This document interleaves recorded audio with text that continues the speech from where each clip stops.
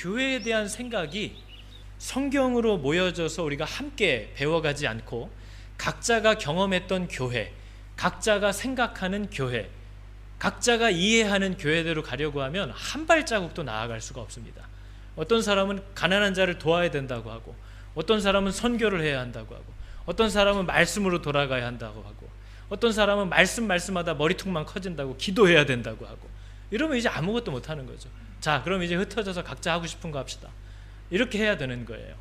그래서 교회가 뭔가, 하나님은 교회를 뭐라고 하시는가, 교회는 무엇을 해야 하는 것인가, 이것을 근데 우리가 하나님 앞에 나오는 거는 그냥 듣고 알려고 나오는 게 아니죠. 우리가 하나님 앞에 나오는 이유는요, 달리기가 무엇이 유익한가를 배우러 나오는 것이 아니라 달리기 위해서 나오는 겁니다. 그죠? 어떤 음식이 좋고 어떤 음식을 피해야 하는가를 알려고 나오는 게 아니라 좋은 음식은 취하고 나쁜 음식은 버리려고 나오는 겁니다. 그래서 여러분, 어떤 쉬운 하나님의 말씀도 결코 쉽지 않다는 거죠. 교회가 무엇인가를 배우려고 나온 것이 아니라 그런 교회가 되기 위해서 나와야 하는 거죠. 그런 교회가 되어야 하기 때문에 아무리 쉬운 말이고 아무리 오래전에도 배운 얘기고 내가 눈을 감고도 외울 수 있는 말이라 하여도 저 교회가 되기 위해서는 우리는 늘 하나님의 도움을 필요로 한다는 거죠. 우리도 어떻게 신앙생활 해야 되는지 아마 오래전부터 신앙생활을 해오신 분들은 다 알고 계실 거예요. 대답할 수 있을 겁니다. 어쩌면 가르칠 수 있을지도 몰라요. 그러나 그럼에도 불구하고 그 말씀대로 살기 위해서는 우리를 도와주실 분, 보혜사 성령 예수 그리스도가 언제나 우리에게 필요합니다. 그래서 우리가 하나님 앞에 나아오고 늘 말씀 앞에 서는 것이지, 아느냐 모르냐, 배웠느냐 안 배웠느냐의 문제가 아니라는 거예요. 그래서 목사든 누구든 하나님의 말씀 앞에 날마다 나와 서서 교회가 무엇이라고 하셨는가, 그럼 나는 교회답게 살고 있는가, 내가 교회로서 하나님이 내게 요구하신 대로 살고 있는가, 이걸 짚어봐야 하는, 하나님의 집이래요. 그런데 이 하나님의 집, 이 부족한 하나님의 사람을 누가 세우시겠다고 저기 나와 있습니까? 내가 세우리니, 내가 이 반석 위에 내 교회를 세우리니. 그래서 여러분, 우리가 서로 판단하고 비판하지 말라는 거예요. 너는 누구간데 내가 세운 종을 비판하느냐, 내가 세웠으니 저를 넘어지게 하는 이도 세우는 이도 난데 너는 뭔데 자꾸 간섭하느냐는 거예요. 너는 네 삶을 살라는 거죠. 너는 내 앞에 행하여 온전하라. 너는 너의 삶을 살으라. 하나님이 우리를 부르셨고요, 하나님이 우리를 세우실 거래요. 우리는 이제 하나님 거래요. 그래서 여러분, 성도가 자기 시간, 자기 생각, 자기 돈 이런 거 없다는 거예요. 이제 주님께서 내 삶을 가지실 거고요, 주님이 성도의 가정을 세워가실 거예요. 주님이 내 주변에 두신 관계들을 어떻게 대할지를 가르쳐 주실 거예요. 주님이 내 시간을 어떤 우선순위를 따라 쓰라고 알려주실 거예요.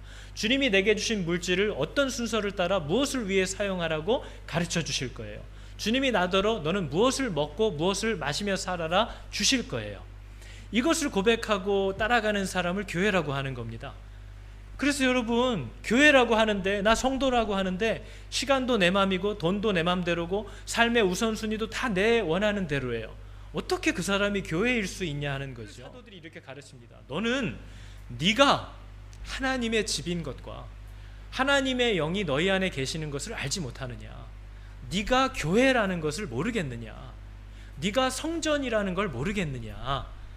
이거 알 수가 없는 거예요. 성령이 임하지 않고는 내 안에 하나님이 계시고 내가 교회가 되었다라는 것을 깨닫지를 못하는 겁니다. 늘 어디 성전에 가서 제사 드려야 되고 이걸 생각하고 있는 거예요. 내가 교회가 되었다, 내가 하나님의 집이 되었다라는 걸 모른대요. 교회의 가장 큰 특징은요, 세상에 있어요. 우린 세상에 있어요. 우리 몸은 세상에 있잖아요.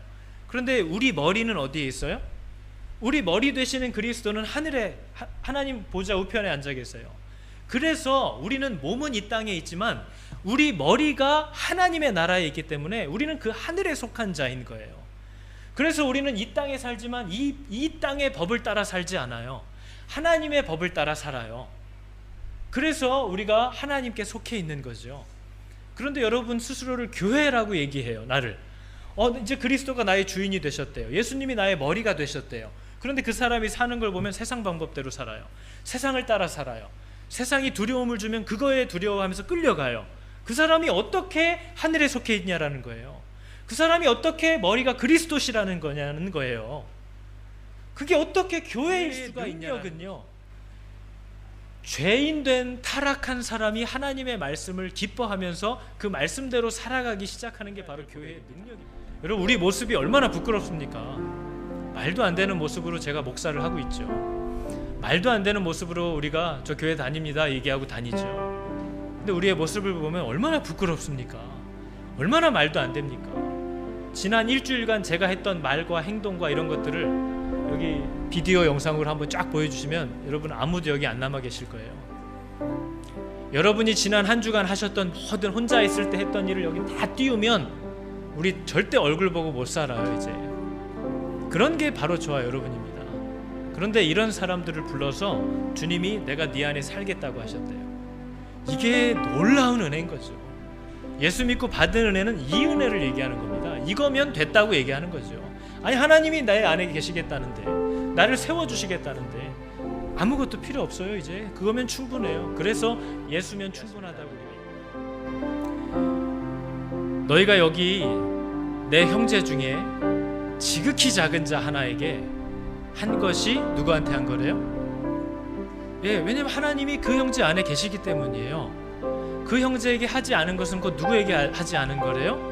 내게 하지 않은 거라고 내가 알게 되었습니다. 하나님이 믿는 사람들 안에 거하시고 그들 가운데 사시는 것을 하나님 내가 알게 되었습니다. 주님, 내가 하나님을 사랑한다 하고 사람들을 무시하고 살았던 것을 회개합니다. 내가 하나님을 안다고 생각했지만, 하나님을 섬긴다고 생각했지만 늘 하나님을 상처받게 하고 하나님을 공격하고 하나님을 멸시하고 살았던 것을 하나님 내가 고백합니다. 나는 늘 하나님을 험담하고 살았던 자였던 것을 하나님 고백합니다. 내가 사람들을 얼마나 헐뜯고 얕잡아보고 그들을 무시하고 욕하고 살았는지를 돌아볼 때 내가 하나님을 대하여 그렇게 행하고 살았다는 것을 하나님 오늘 알게 되었습니다. 하나님, 나를 불쌍히 여겨주사 교회가 무엇인지를 알게 하시고 내가 그리스도의 몸된 교회로 건강하게 세워져가는 아버지 은혜 가운데 살게 하여 주시옵소서.